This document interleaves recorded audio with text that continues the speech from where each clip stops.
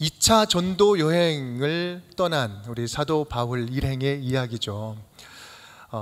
성경의 16장의 이야기는 2차 전도 여행을 떠난 그들의 이야기, 빌립보를 이제 처음으로 방문하게 되는 이야기가 적혀져 있습니다. 바울과 바울 일행은 야심차게 이제 2차 전도 여행을 떠나고 시작하였습니다. 바울과 바울 일행은 그래서 아시아로 가려고 계획을 세웠죠. 아시아. 지금 갈라디아라고 써 있는 그 우리가 부르는 당시에 그 아시아 지역으로 떠났는데 왜 아시아로 가려고 했을까요? 이유는 간단합니다. 바울이 어디 출신이에요? 아시아 출신이에요. 아시아의 그 다소 출신이었어요. 그리고 지금 함께하고 있는 그 선교 팀원도, 그 디모데도 그 루스드라 출신, 그 아시아 지역에 살고 있는 사람이었습니다. 바울과 그와 함께하고 있는 사람들이 이 아시아에 익숙한 사람들이었어요. 그래서 언어도 익숙하고 문화도 익숙하고 지리도 아주 익숙했습니다. 그래서 여러 면에서 복음 전하기 아주 적합한 지역으로 아시아로 떠났죠. 어찌 보면 아시아를 결정하고 선교 여행지로 정하는 것은 아주 당연한 일이었을 것입니다. 하나님의 기쁨을 위해서 헌신을 다짐하면서 바울은 동역자들과 함께 비장한 결단을 가지고 출발을 했죠. 그런데 당황스러운 일이 생기죠. 우리가 잘 익히 잘 아는 내용이죠. 전혀 예상하지 못했던 일이 생깁니다. 우리 6절 말씀 함께 읽어보겠습니다. 성령이 아시아에서 말씀을 전하지 못하게 하시거늘 그들이 부르기아와 갈라디아 땅으로 다녀가. 이게 무슨 말씀입니까? 성령이 지금 아시아에서 복음을 전하려고 하는데 말씀을 전하지 못하도록 막았다라고 이야기를 합니다. 여러분, 이게 지금 자연스러운 모습입니까? 주님이 어떻게 그렇게 하실 수 있을까? 전 참 궁금합니다. 이 본문을 볼 때마다 궁금하죠. 그들은 어떻게 성령이 막으시는 것을 느낄 수 있었을까? 도대체 어떤 일이 그들에게 있었을까? 말을 하려고 하는데 말이 확 막혔을까? 아니면 생각이 나지 않았을까? 전하려고만 하면 모든 문제들이 갑자기 막 발생돼서, 아니 어떠한 방식이든 뭐가 막 생겼을 거예요. 그런데 성경은 자세하게 설명하고 있지는 않습니다. 다만 분명한 사실은 그들의 계획대로 되지 않았다라는 거죠. 그들이 거룩한 하나님의 말씀을 전하려고 하는 그 일들이 하나도 진척이 되지 않고 다 막혔다라는 사실입니다. 이 부르기아, 갈라디아, 무시아 옆을 지나서 비두니아 가려고 애썼다라고 이야기합니다. 이 지금 짧은 구절 안에 지명이 막 등장하고 있죠. 이런 구체적인 지명이 나온다는 것은 무엇을 의미합니까? 우리가 이렇게 경로를 통해서 쭉 가야 되겠다라는 아주 구체적이고 철저한 계획을 세웠다라는 이야기죠. 나름대로 철저한 계획이 있었다는 겁니다. 여러분, 그들은요 선교 여행을 하는 데 있어서 즉흥적이지 않았어요. 충동적이지 않았습니다. 철저하게 계획을 세워 나갔습니다. 여러분, 당시를 한번 생각해 보세요. 계획이 좀 틀어진다? 사람이 없어진다? 막혀진다? 그렇다고 해서 비행기 타고 다시 돌아올 그런 시대입니까? 아니, 있을 수가 없는 일이겠죠. 여러분, 1차 전도 여행 때 기억나십니까? 바울과 바나바가 전도 여행 갔을 때 그 아시아 지역에서, 루스드라 지역에서 돌로 맞아 죽습니다. 거의 죽었어요. 사람들이 확인했는데 죽었어요. 다시 살아난 거죠. 그래서 그런 죽음을 경험했던 그 지역이 선교 여행이에요, 여러분. 그런데 그렇게 그런 경험을 했던 사도 바울이 대충 가면 뭐 되겠지 이런 마음으로 선교를 준비했을까요? 아니요. 철저하게 준비를 했습니다. 여러분, 그렇게 철저하게 세운 계획이 잘못됐다라고 이야기할 수 있을까요? 그렇게 이야기할 수 없죠. 여러분, 우리는 여기서 한 가지 짚고 넘어갈 부분이 있습니다. 하나님의 선교에 임하는 우리의 자세는 첫 번째 이래야 되는 거예요. 선교의 주체는 하나님이십니다. 그렇다고 해서 우리는 아무 일도 안 하고 무조건 손 놓고 있는 것이 아니라는 말씀이에요. 하나님이 알아서 하실 거니까 잘못 오해하는 거예요. 그러니까 우리는 그냥 뭐 아무것도 안 해도 된다? 하나님이 선교 현장에서 우리가 가는 현장마다 어떤 일을 어떻게 맡겨주실지 몰라요. 어떤 일을 새롭게 맡길지도 모릅니다. 어떻게 변경하실지도 몰라요. 그렇지만 그럼에도 불구하고 우리는 최선을 다해서 더욱더 철저하게 계획하고 준비를 해야 합니다. 겸손하게 최선을 다해서 준비한 자만이 예상치 못한 하나님의 명령에 하나님이 변경시키는 그 일에 순종할 수가 있습니다. 왜냐하면 내 안에 더 이상의 최선이 없기 때문에. 무엇인가를 좀 미지근하게 하면 이것이 또 다른 자기의 최선을 찾게 돼요. 무엇인가 일이 맡길 때. 하나님께 쓰임받기 위해서 최선을 다해 준비하는 종은요, 주의 일이 곧 자기의 사역, 내 일이 내 욕심을 채우는 사역의 일이 아닌 것을 알기에 주인께서 계획을 변경하시면 고집부리지 않고 순종할 수가 있습니다. 최선을 다해선 겸비한 자들의 특징이죠. 오늘 본문의 바울 일행처럼 말입니다. 계획을 변경을 하죠. 여러분, 하나님의 계획, 하나님의 뜻, 하나님의 계획은요, 초계획적입니다. 초계획적. 이게 무슨 말일까요? 하나님은 우리의 모든 계획을 철저하게 우리 계획을 통해서 일을 하시되 때로는 우리 계획을 초월해서 일하시기도 하신다라는 말씀입니다. 왜 그렇습니까? 하나님은 우리의 계획 안에 갇혀 계실 분이 아니기 때문에 그렇습니다. 우리 상식이 통하는 교회잖아요. 상식이 통하는 교회도 똑같은 의미입니다. 하나님은 상식이 통하는 교회를 원하십니다. 제발 이 교회가 제일 세상 어디보다도 상식이 통했으면 좋겠다라고 생각하는 것이 하나님의 마음이에요. 그래서 우리 교회는요, 세상보다 더 상식이 잘 통해야 됩니다. 여러분, 그렇다고 해서 하나님은 우리들의 인간의 상식적인 결정 안에 갇혀 계실 분이 결코 아닙니다. 갇혀서도 안 되죠. 왜 그럴까요? 우리 하나님은 상식을 초월하시는 하나님이시기 때문에 그래요. 그래서 상식 이상의 것이 일어날 때 우리 하나님은 비상식적이거나 몰상식적인 분이 아니라 초상식적인 하나님으로 초월적인 일을 행하십니다. 기적적인 일을 베푸시죠. 그래서 세상 사람들은 우리가 기적을 믿고 하나님의 초월적인 역사를 기대하고 나아갈 때 이거는 너무나 몰상식이고 비상식적이야 라고 이야기하지만 그렇지 않습니다. 우리의 하나님은 비상식적인 하나님을 믿는 것이 아니라 몰상식의 하나님을 믿는 것이 아니라 초상식의 하나님, 상식을 초월하시는 하나님을 믿기 때문에 우리의 기도 제목 너머에서 일하시는 하나님을 적극적으로 찾고 구할 수가 있는 것이죠. 여러분, 주의 일을 하다 보면 선교 현장이든 또 교회 현장이든 하나님이 전혀 나는 준비하지 않았는데 준비하지 않은 일을 시키실 때가 있습니다.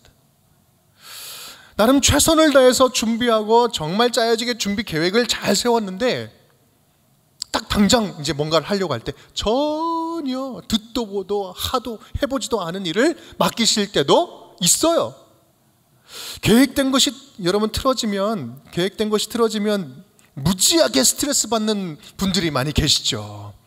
여러분, 제가 결론부터 말씀드리면 그런 비슷한 상황이 오면은요, 여러분, 그냥 엄한데 힘 빼지 말고 그냥 순종하는 게 상책입니다. 순종하는 게. 왜 그렇습니까? 어쩌면 지금 주님께 필요한 것은 우리가 잘 준비한 그 무엇이 아니라 우리들의 순종 그 자체일 수 있기 때문에 그렇습니다. 아무리 무엇인가를 좋은 것을 준비하고 맛있는 것을 준비해서 드린다 하더라도 주님이 원하시는 것은 그 음식이 아니라 우리의 순종을 더 원하신다라는 말씀이죠. 그래서 하나님의 선교에 동참하는 자들의 마음은요, 이런 거예요. 이제부터는 주님 마음대로 하십시오. 주님 마음대로 쓰십시오. 주님 마음대로 하세요. 그냥 나 모르겠어요. 주님 마음대로 하세요. 여러분, 이것이 어찌 보면 제일 그냥 저런 게 방법이야 라고 이야기할 수 있겠지만 사실 주님 마음대로 하세요. 이것이 제일 속편하고 제일 확실한 하나님의 인도하심을 받는 방법이라는 사실을 여러분 꼭 기억할 수 있기를 바랍니다. 또 여러분, 그 선교 현장에 가보면 분명히 선한 일이고 또 하나님이 기뻐하시는 일이라고 믿고 기도하고 열심히 준비했는데 그 일이 더 안 풀릴 때가 있어요. 더 막힐 때가 있고요. 더 성과도 없고 실패하고 이거 내가 실패했다고 이야기하기 자존심 상해가서 말도 못하는 그런 일들이 종종 자주 생깁니다. 사실 주의 일을 하다가 주님께서 기뻐하실 일을 하다가 그런 일을 당하면 당황스럽지 않을 수가 없어요. 저도 그렇습니다. 목사로 여러분을 섬기고 교회를 섬기는데 뭐 하는 일마다 다 잘 됩니까? 어쩌면 그렇게 하는 일마다 잘 안 되는 것이 더 많은지. 사역자 우리 목사님들 많이 계시지만 뭐 그게 진짜 일상 더 다반사인 것 같아요. 저도 10년 전에 제가 이 이야기를 잘 안 하려고 하는데 그래 오늘 말이 나왔으니까 드리겠습니다. 10년 전에 저도 북한 선교에 헌신하겠다라고 북한 그 뜨거운 마음을 주셨어요.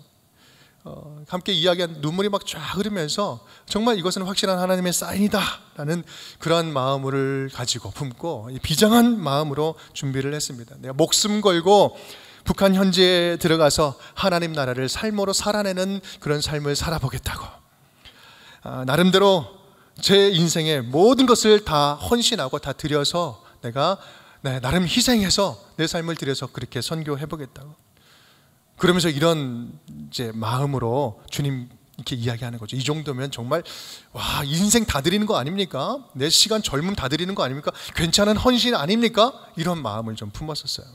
그런데 결과는 어떻습니까? 여러분 지금 여러분 앞에 제가 여기 있잖아요. 잘 풀렸으면 거기 가 있겠죠. 여러분. 하나님이 작정하고 막으신다라는 느낌이 들 정도로 다 안 풀리는 거예요. 다 실패를 경험하는 거예요. 미주 통일선교대학이라는 곳에서 제의가 있어가지고 섬길 일이 한 90%까지 진행이 됐었어요. 또 신생으로 미국에서 NGO 단체가 형성되면서 목사가 총괄 진행했으면 좋겠다고 해서 그 일도 제가 할 수 있도록 모든 것이 한 80% 이상 진행이 됐었어요. 또 바위선교회라고 우리 북한 선교 아주 잘하는 선교단체에 있습니다. 그곳에 또 선교를 조인하고 소속되는 그 일들이 많이 진행되고 있었습니다. 그런데 기가 막히게 거의 다 되던 일들이 모든 일들이 약속이나 한 것처럼 다 어떠한 이유로 다 캔슬이 되고 다 막히게 된 거예요. 아시아에서 말씀을 전하지 못하도록 성령께서 막으시되 여러분 말씀 전하는 게 나쁜 거예요? 말씀 전하는 게 지금 잘못된 겁니까? 반드시 해야 되는 거죠. 그리고 하려고 떠난 거 아니겠습니까? 여러분 제가 북한 들어가서 선교를 하겠다 내 인생을 드리겠다 이게 나쁜 겁니까? 나쁜 건가요? 전 그렇게 생각하지 않습니다. 선한 거예요. 좋은 거예요. 그런데 막으시는 거예요. 안 되는 거예요. 정말 당황스러웠죠. 제가 어떻게 기도했겠습니까? 주님, 제 인생 전부 드려서 헌신 안 되니까요? 여러분, 뭐가 문제입니까? 이 정도면 다 드리는 거 아닙니까? 그런데요, 그 상황들을 보면 냉혹하리만큼 그게 거절당하는 느낌을 받아요. 제가 그때 당한 거절감은 지금도 너무나 생생합니다. 생각해보면 누구를 위한 헌신이었나? 누구를 위한 열심이었나? 물론 주님을 위한 열심 맞습니다. 그런데 조금 더 집요하게 파 들어가서 그 헌신의 중심에 누가 있느냐? 주님의 선교라고 말은 했지만 내게 맞추어진 선교, 나 자신의 뜻과 열정과 나의 스타일과 나의 계획에 집중된 그런 골라 그래서 내 입맛에 맞은 그것이 잘못된 것이 아니라 그것이 내가 선택한 내 중심적인 사역은 아니었는가? 그때부터 하나님이 저기서 힘을 빼시기 시작하시고요. 주님께서 나를 상대로 선교하시기 시작했어요. 선교는 너 네 마음은 알겠는데 그거 네가 하는 거 아니야. 내가 하는 거야. 내가 하는 거야. 네가 생각하는 그 때가 내 때가 아닐 수 있어. 너 그거 내려놓을 수 있겠어?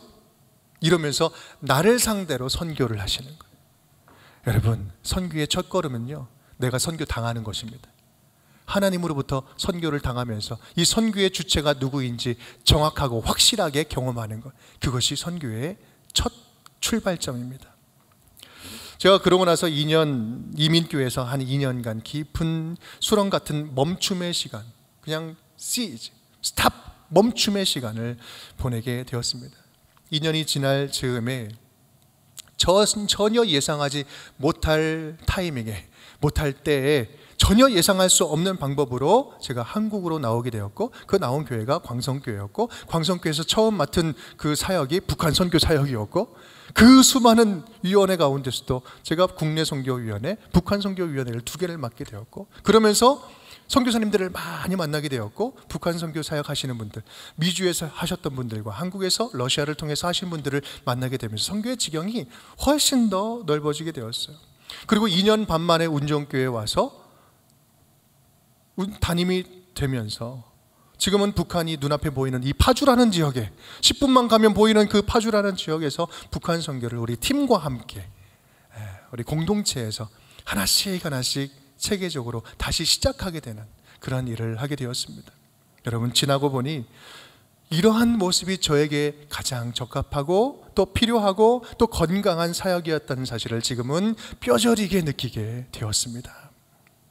이게 뭐예요? 나보다 나를 더 잘 아시는 하나님이 선교하신다.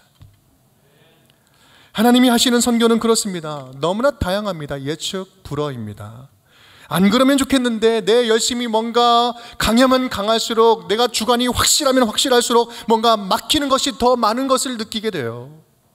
그런데 당장 그때는 당황스럽고 이해되지 않는데 지나고 나면 100% 주님이 맞았습니다 라고 수긍할 수밖에 없는, 인정하게 되고, 내가 왜 그렇습니까? 방방 뛰었던 것을 결국은 회개하게 되는 것. 그럴 때가 부지기수라는 것이죠. 여러분, 우리가 우리는 뭔가를 잘하려고 애쓰지만 주님의 관심사는 내가 잘하려고 하는 그 일과 전혀 다를 수 있다는 점, 바로 이 지점에서 우리는 하나님의 선교를 하나씩 하나씩 겸손하게 배워가게 되는 것입니다.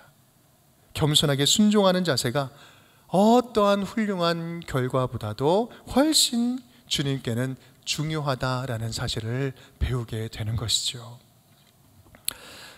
어쩌면 오늘 말씀, 바울 선교팀도 그런 똑같은 길을 걷고 있었습니다.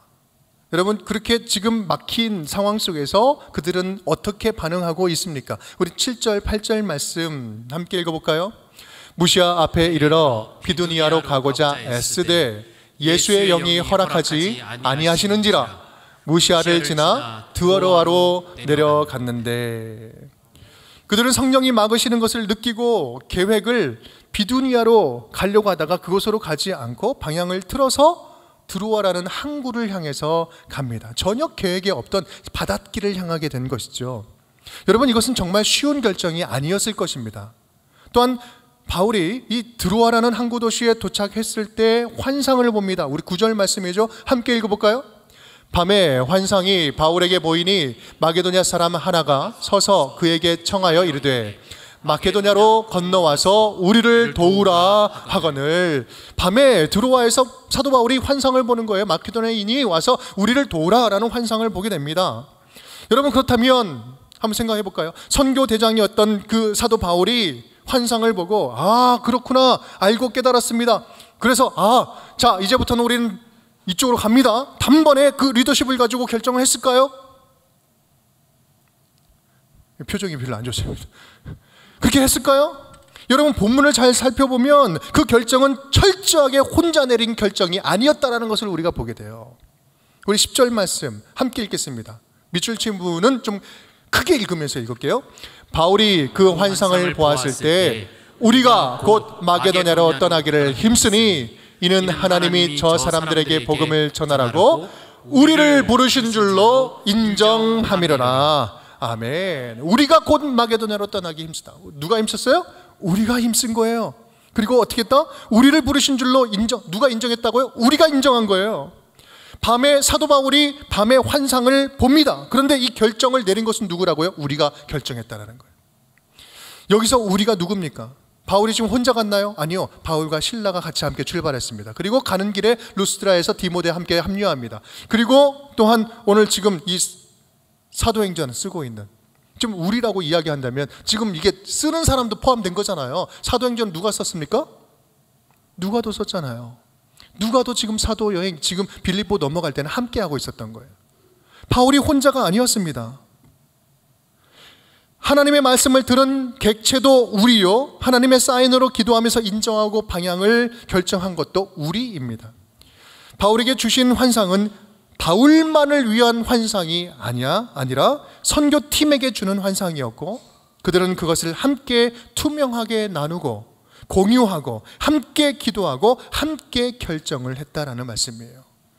이것이 바로 사람들이 하는 사람의 선교, 뛰어난 한 사람의 선교, 지도자의 선교가 아니라 바로 하나님의 선교라는 거예요. 하나님이 하시는 일은 이렇다. 여러분, 그렇습니다. 성령은 각 사람 한 사람 한 사람에 임하여서 직접 일하십니다. 그렇다고 해서 그 뜻이 각각 사람 따라 각각 다 갈라지지 않아요. 왜냐하면 하나님은 한 분이시기 때문에 그렇습니다.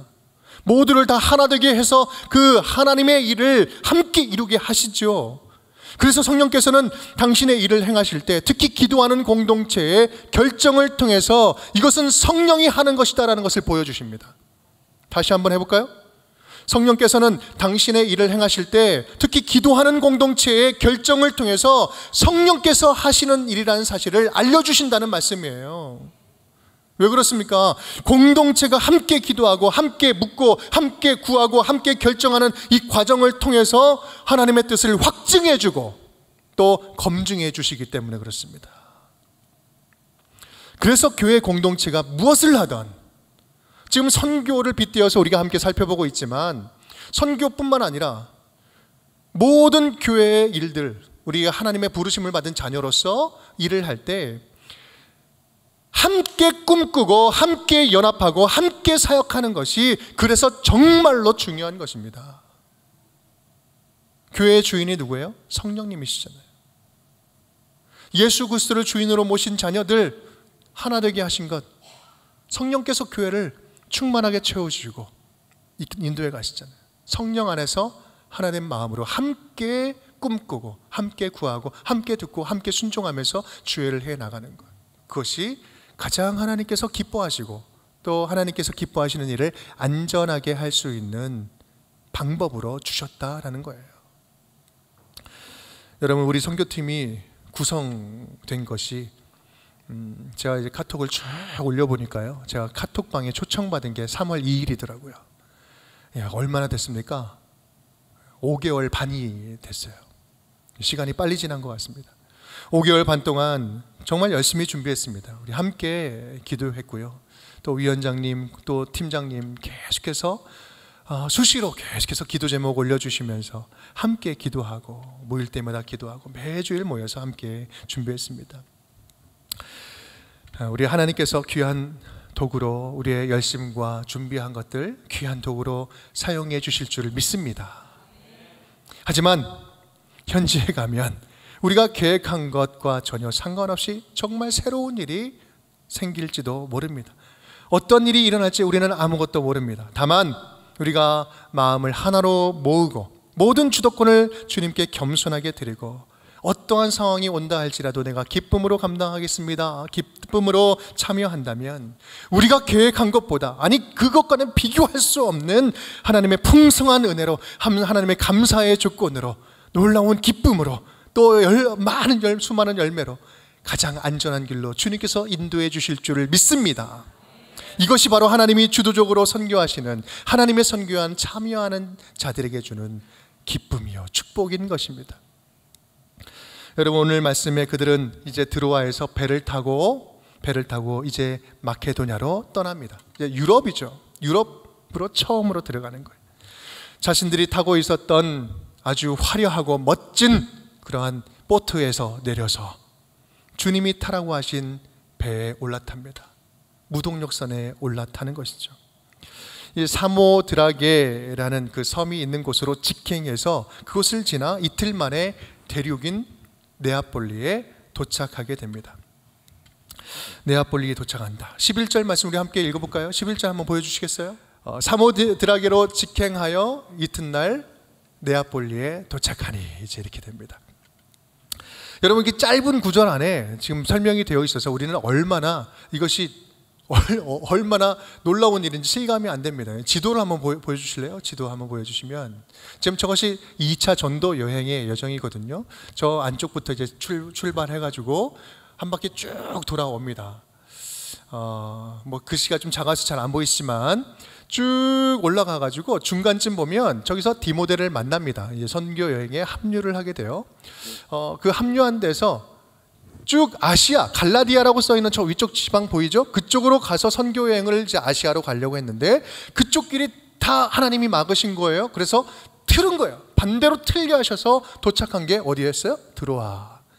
드로아에서 그 건너편으로 넘어갑니다. 네아폴리라는 곳이에요. 한번 어딘가 표시해 주시겠어요? 네, 지금 저기 동그라미 쳐 있는 것이 지금 드로아에서 배 타고 네아폴리로 간 거예요.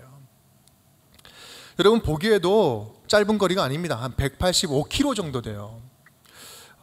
그 보기에도 가까운 거리가 아닙니다. 사도행전 20장 말씀을 보면 그것을 역으로 이제 오는데 항해한 내용이 나오는데 한 닷새 걸려서 이제 왔다라고 이야기를 하고 있습니다.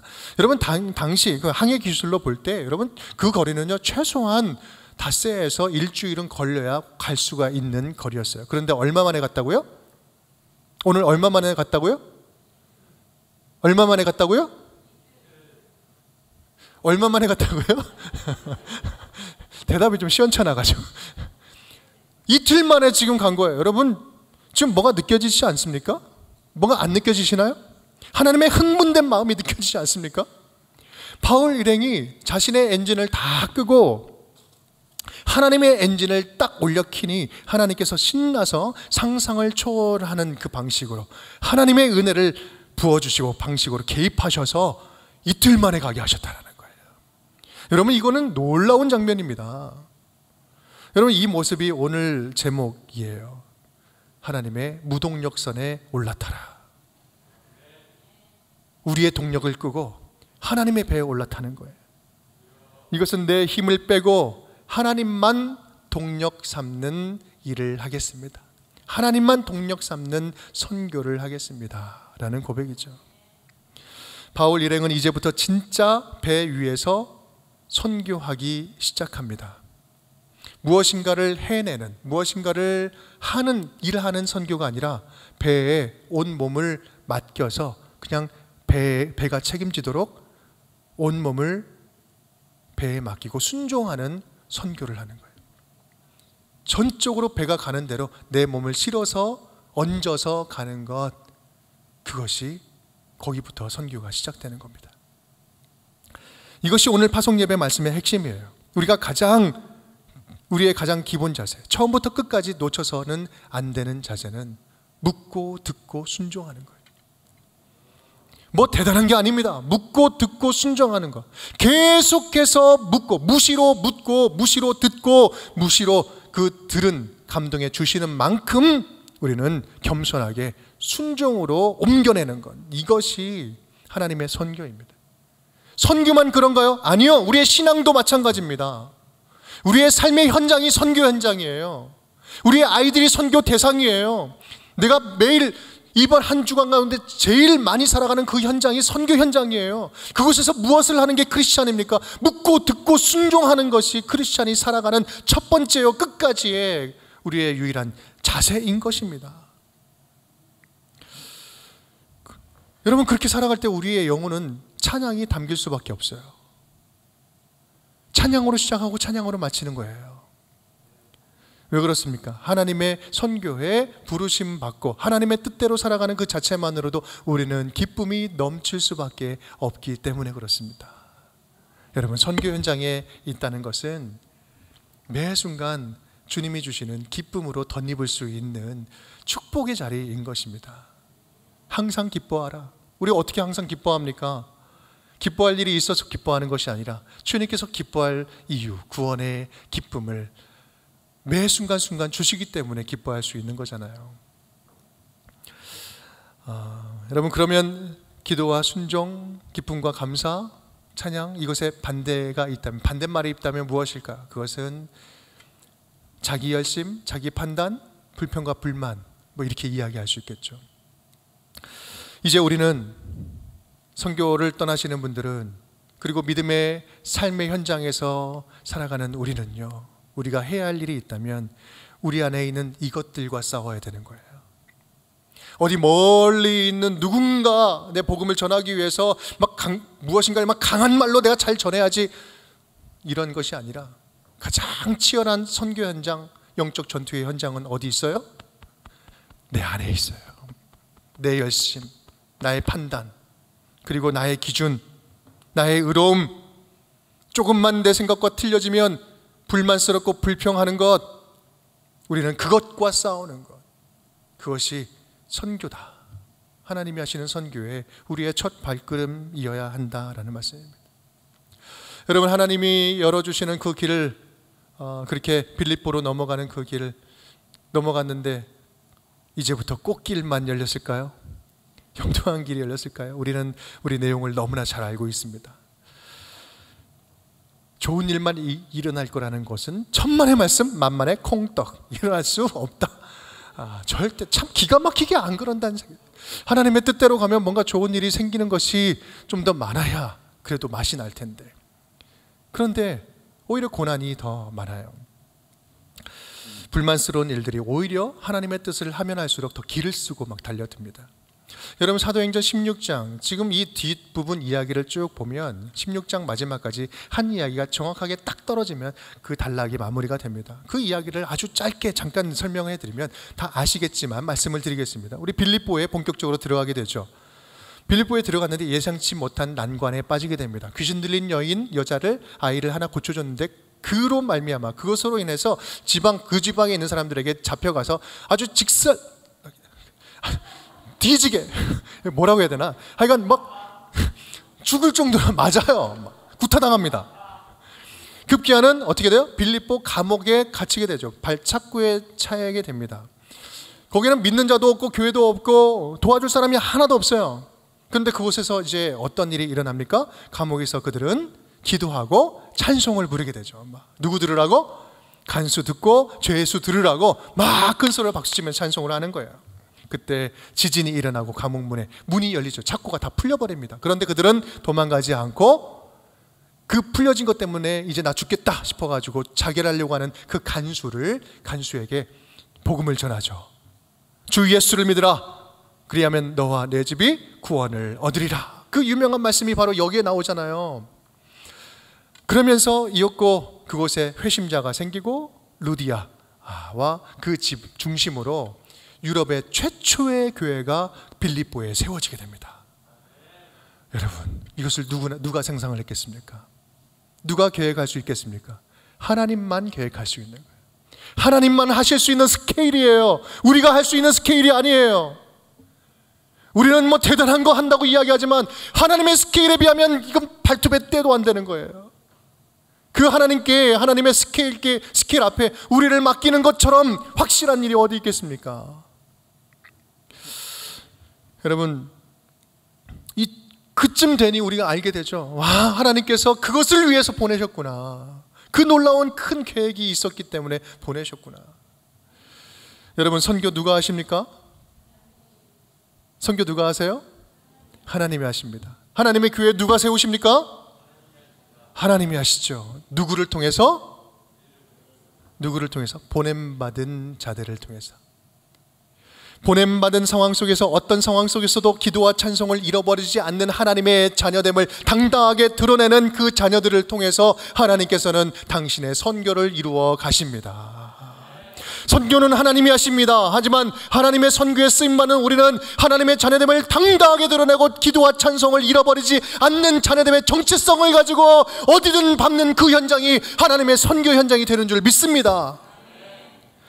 여러분, 하나님은 어떤 상황 속에서 당신 안에서 기쁨을 잃어버리지 않는 자들을 통해서 당신의 교회를 지금도 세워가고 계시는 거예요. 여러분, 거룩한 미래영교회 세우는 일도 마찬가지입니다. 주님의 교회를 주님이 세워가십니다. 다만 부름받은 우리는 기도와 찬양을 멈추지 않고 하나님의 뜻이 분명히 그 가운데 있는 줄 믿음으로 고백하고 주님의 음성 듣기를 힘쓰고, 하나님께서 지금 원하시는 것이 무엇입니까? 우리에게 진짜 필요한 것이 무엇입니까? 우리가 진정으로 주님 앞에 겸손하게 순종해야 할, 지금의 순종해야 할 일들은 무엇입니까? 어떠한 상황이 온다 할지라도 나의 이 기쁨은 빼앗아갈 수 없습니다. 하나님께서 교회를 세우시며 일하시는 그 일에 불러주셔서 동참케 하여 주시니 감사드립니다. 그 기쁨과 감사를 잃지 않는 자들을 통해서 주님께서는 우리 예안교회를 정말 아름답게 세워가실 줄을 믿습니다. 어떤 열악함 속에서도 하나님을 찬양하는 자들을 통해서, 찬양을 잃어버리지 않는 자들을 통해서 하나님은 하나님 나라를 선포하고 하나님의 교회를 세우고 오늘도 하나님의 선교를 역동적으로 이어가고 계신 줄을 믿습니다. 여러분, 사랑하는 여러분, 말씀을 마치겠습니다. 지금 우리는요, 지금 누구는 이제 파란 조끼를 입은 사람들은 보냄받아 선교를 가는 사람들, 우리 캄보디아로 가는 자요, 또 우리 또 함께 앉아있는 누구는 그들을 보내는 자로 있습니다. 역할은 다르지만 우리 모두는 하나님이 하시는 선교 그 현장 가운데 모두가 다 함께 초청받고 그 하나님의 선교를 이루어가는 선교사로 앉아 있습니다. 하나님의 거룩한 이 일에, 하나님이 하시는 이 일에 우리가 어떠한 자세로 참여하고 있는지 우리의 몸과 마음의 자세를 다시 한번 돌아보는 시간이 되었으면 좋겠습니다. 주님께서 우리의 삶에 무엇을 원하시는지, 선교를 떠나는 분들은 떠나는 그 상황 속에서 묻고 듣고 순종하는 그 주님과 함께 대화하는 시간을 가질 수 있겠죠. 또 선교를 파송하는 분들은 그리고 이 교회에서, 그리고 삶의 현장 속에서 하나님과 교제를 나누고 있는 지금 여러분의 삶의 현장 속에서, 여러분, 하나님께서는 내 삶의 진정으로 무엇을 원하시는지, 나의 마음의 소리보다 주님께서 나를 바라보시면서 품는 그 마음의 소리가 무엇인지 더 먼저 구하고 듣는 우리 운정의 모든 식구들이 되었으면 좋겠습니다. 먼저 그의 나라와 그의 의를 구하라. 그리하면 이 모든 것을 너에게 더하여 주시리라. 여러분 또한 공동체가 함께 기도하며 결정한 그 일들에 기쁨으로 순종하는 마음을 달라고, 기쁨으로 순종할 수 있는 자녀가 되게 해달라고 여러분 기도할 수 있기를 바랍니다. 그래서 거룩한 및 이안교회를 개척하고 캄보디아 그 언동포 지역의 언동포 교회를 개척하는 일에 이 교회 공동체가 함께 거룩하게 함께 기도하며 결정한 이 일에, 이 결정에 전심으로 적극적으로 능동적으로 자발적으로 어떤 방식으로든 하나님이 기뻐하시는 일에 내가 참여하겠습니다. 적극적으로 참여하는 우리 모든 가족들이 되었으면 좋겠습니다. 하나님이 기쁨으로 마음껏 일하시고 교회를 세우시고 선교할 수 있도록 주님 나를 써주세요. 주님 마음대로 써주시옵소서. 마음대로 써주시옵소서. 이렇게 주님께 주님 마음을 시원케 하는, 그렇게 우리 자신을 내어드릴 수 있는 우리 운정의 모든 식구들이 되었으면 좋겠습니다. 주님 마음대로 써주시옵소서. 전적으로 모든 주권을 주님께 내어 맡길 때 놀라운 일이 생깁니다. 하나님이 우리를 쓰시기 위해서 주님의 것을 담아주신다는 거예요. 주님의 것을 채워서 주님의 일들에 쓰겠다라는 거예요. 내가 못 채운다고 박박거리면서 나는 내가 채워진 게 없다고 해서 그냥 포기해버리는 것이 아니라, 주님 나의 있는 모습 그대로 주님께 드리니 마음껏 써주시옵소서. 그러면 빈 공간이 많으면 많을수록 하나님께서 채워주실 그 은혜가 더 많은 줄 믿습니다. 주님께서 담아서 쓰신 거룩하고도 순종하는 자녀들을 그렇게 사용하여 주실 줄을 믿습니다. 여러분 이번 캄보디아 선교를 파송하면서 우리 첫 번째로 단기 선교를 떠나게 되는데, 이번 기회가 우리 모든 성도님들에게, 참여하는 분들이나 또 모든 보내는 성도님들에게 다시 한번 우리 하나님의 선교에 동참하는, 이렇게 하나님이 일하시는구나, 그것을 배우는, 주님만 영광 올려드리는 우리 복단 선교 여정이 될 수 있기를 주님의 이름으로 축복합니다.